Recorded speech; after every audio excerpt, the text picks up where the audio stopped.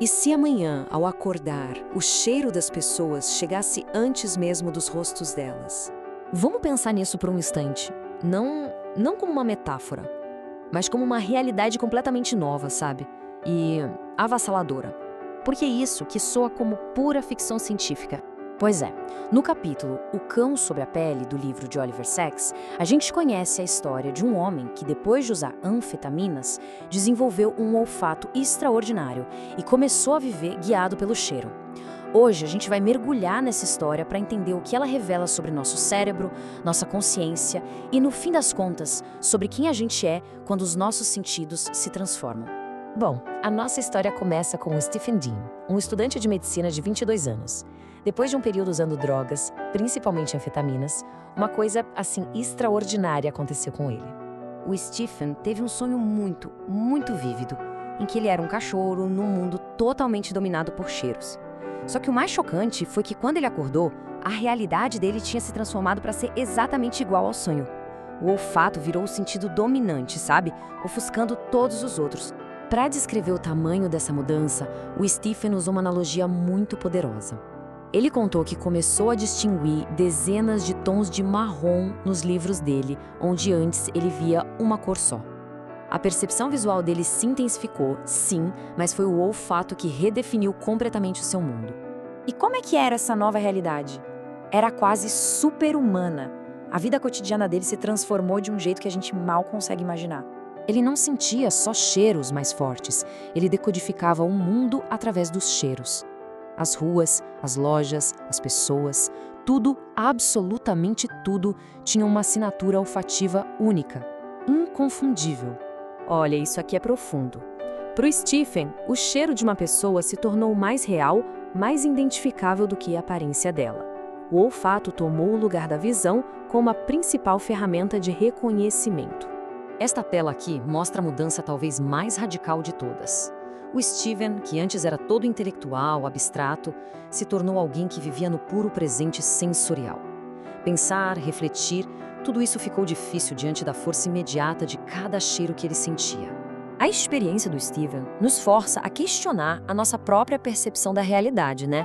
E este é só um dos muitos casos fascinantes que o Oliver Sacks explora no livro O Homem que Confundiu Sua Esposa com um Chapéu.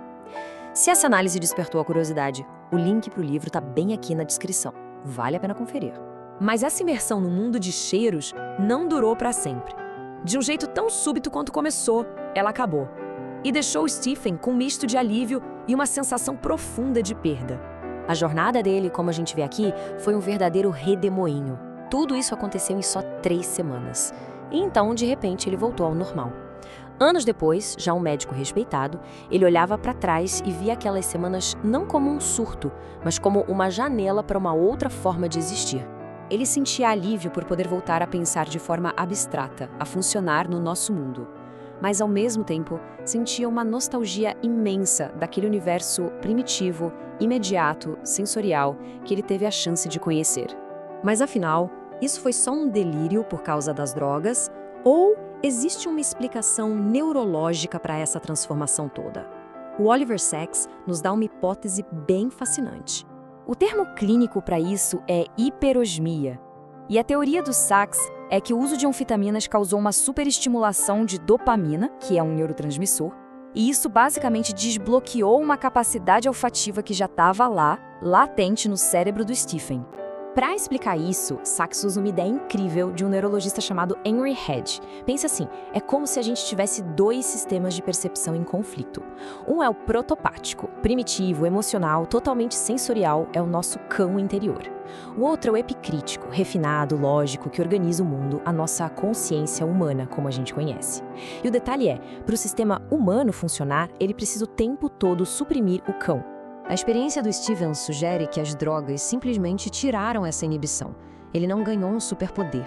Ele só experimentou o que já estava lá, suprimido para que a gente pudesse ser, bem, civilizado. E se a gente ainda tem dúvida da importância do olfato, Sacks nos dá o contraponto perfeito também nesse livro incrível, com a história de um homem que, ao contrário do Stephen, perdeu completamente esse sentido. Depois de uma lesão na cabeça, esse paciente desenvolveu anosmia total. Ele descreveu a perda não como um mero inconveniente, mas como uma catástrofe que drenou todo o sabor e a riqueza da existência dele. Para pensar, o cheiro do café de manhã, da terra molhada depois da chuva, de um livro antigo. A gente nem se dá conta, mas esses cheiros são a textura da nossa realidade. Sem eles, o mundo fica plano, sem vida, como uma tela em branco. E aqui a gente chega ao coração da questão. O Cão sobre a Pele não é só uma história curiosa sobre um olfato super aguçado. É um convite para a gente pensar como a nossa identidade depende totalmente da forma como percebemos o mundo.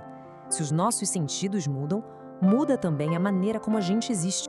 Quem curtiu essa análise, deixa o like, compartilha com alguém que ama os mistérios da mente e conta aqui nos comentários. Valeria a pena viver num mundo com o sentido hiperdesenvolvido, mesmo que isso alterasse quem a gente é? Na próxima análise, a gente continua explorando outros casos fascinantes deste livro. Um abraço forte e até lá!